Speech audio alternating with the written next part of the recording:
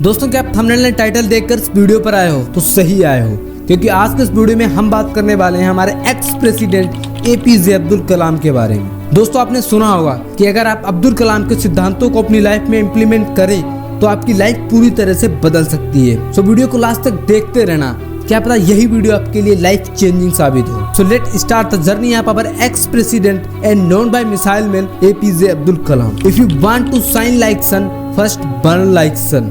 दुनिया को ये सिखाने वाले सूरज का जन्म 15 अक्टूबर 1931 में रामेश्वरम के एक तमिल मुस्लिम फैमिली में हुआ। इनके फादर जैनुलाब्दीन जो कि एक नाव चलाते थे एंड इनकी मदर आसियम्मा एक हाउसवाइफ थी। वैसे तो इनका घर छोटा था लेकिन परिवार बड़ा था। घर में 4 भाई और एक बहन थी, जिनमें अब्दुल कलाम सबसे छोटे थे। अब जब फैमिली बड़ी थी तो घर में पैसे की समस्या होती रहती थी, इसीलिए अब्दुल कलाम ने सिर्फ 10 साल की उम्र में न्यूज़पेपर बेचना शुरू कर दिया। लेकिन क्या ये सिर्फ एक रीजन था इस काम को करने का? वेल नहीं, अब्दुल कलाम ने इस काम को बहुत ही सोच समझकर चुना था। बचपन से ही कलाम को नॉलेज गेन करने की बहुत ही भूख थी, इसलिए वो कोई भी अखबार बेचने से पहले पूरा पढ़ लेते थे। दोस्तों अब्दुल कलाम एक मुस्लिम फैमिली से होने के कारण उन्हें बहुत सी प्रॉब्लम से फेस करना पड़ता था। जब वो 5th क्लास में थे तब वो उनके बेस्ट फ्रेंड रामनाथ शास्त्री जो कि एक रूढ़वाड़ी हिंदू ब्राह्मण फैमिली से थे, अब्दुल कलाम उनके साथ पहली बेंच पर बैठते थे। एक दिन उनके स्कूल में एक नए टीचर आए और एक मुस्लिम को एक ब्राह्मण के साथ बैठा देखकर वो चौंक गए।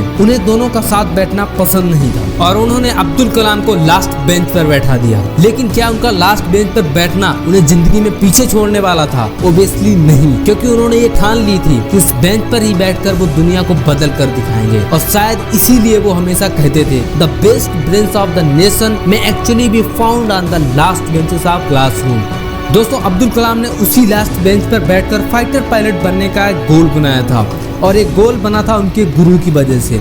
एक दिन उनके टीचर मिस्टर शिवा सुब्रमण्यम उनकी क्लास में चिड़िया कैसे उड़ती है वो सिखा रहे थे, लेकिन 25 मिनट तक समझाने के बाद भी किसी को समझ में नहीं आया। और इस पर सुब्रमण्यम ने एक सिंपल सॉल्यूशन निकाला कि अगर थ्योरेटिकली किसी को ना समझ में आ रहा हो तो उन्हें प्रैक्टिकली दिखाना पड़ेगा, और यही था सॉल्यूशन। स्कूल खत्म होने के बाद सारे बच्चों को पासी के एक समंदर किनारे ले गए। वहाँ उड़ते पक्षियों के लाइव डेमो दिखाकर उन्होंने बच्चों को चिड़ियों की टेल की पोजीशन से लेकर उनके पंखों के शेप तक सब कुछ समझाया। चिड़ियों की वो उड़ान अब्दुल कलाम के दिमाग में बैठ गई और उन्होंने ठान लिया कि बड़े होकर फाइटर पायलट बनेंगे, क्योंकि उनका कहना था small aim is a crime, have a great aim. लेकिन अपना सपना पूरा करने की रेस में वो हार गए। वेल जब वो अपना ड्रीम पूरा करने के लिए 1955 में मद्रास इंस्टीट्यूट ऑफ टेक्नोलॉजी में एरोस्पेस इंजीनियरिंग फील्ड में एडमिशन लिया। दोस्तों स्कॉलरशिप के चलते अब्दुल कलाम को लो लेवल अटैक एयरक्राफ्ट बनाने का प्रोजेक्ट मिला। लेकिन सबमिशन के दिन जब उन्होंने अपना प्रोजेक्ट सबमिट किया तो प्रोफेसर को उनका यह मॉडल पसंद नहीं आया और कलाम को नया मॉडल बनाने के लिए कहा।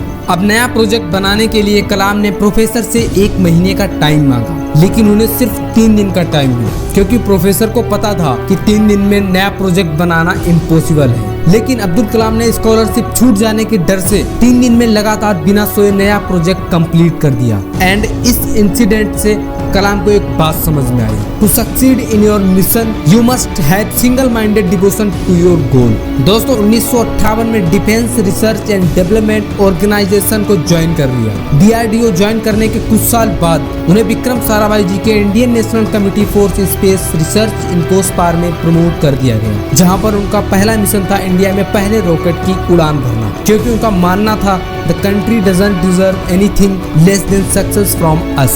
वैसे तो ये रॉकेट केरला के थुम्बा गांव से लॉन्च होने वाला था, लेकिन शुरुआती स्टेज पर होने के कारण इनकोस्पार के पास कोई वर्कशॉप नहीं था, न ही कोई रिसर्च स्पेशलिटी थी। इस पर अब्दुल कलाम ने कहा we should not give up and we should not allow the problem to defeat us. और फिर उन्होंने थुम्बा गांव के पुराने चर्च में अपना वर्कशॉप बना लिया एंड उसी के पास अपना ऑफिस बना लिया, और ढेर सारी प्रॉब्लम के बाद रॉकेट को कंप्लीट बना लिया। लेकिन यहाँ पर उनकी मुश्किलें खत्म नहीं हुई। रॉकेट के पार्ट्स को लॉन्च पैड तक लेके जाने के लिए उनके पास कोई वाहन नहीं था, तो उन्होंने सारे पार्ट्स को बैलगाड़ी और साइकिल की मदद से लॉन्च पैड तक पहुंचाया। इतने मुश्किलों के बाद 30 नवंबर 1963 में रॉकेट को लॉन्च करके इंडिया ने स्पेस की तरफ अपना पहला कदम रखा। दोस्तों ये थे अब्दुल कलाम की लाइफ के कुछ इंसिडेंट, जिनसे पता चलता है कि अगर आप करना चाहें तो कुछ भी इम्पॉसिबल नहीं है। दोस्तों अगर हम अब्दुल कलाम के सिद्धांतों को अपनी लाइफ में इम्प्लीमेंट करें तो वाकई हम अपनी लाइफ बदल सकते हैं। वीडियो अच्छा लगा तो like, comment, share and channel को सब्सक्राइब जरूर करना।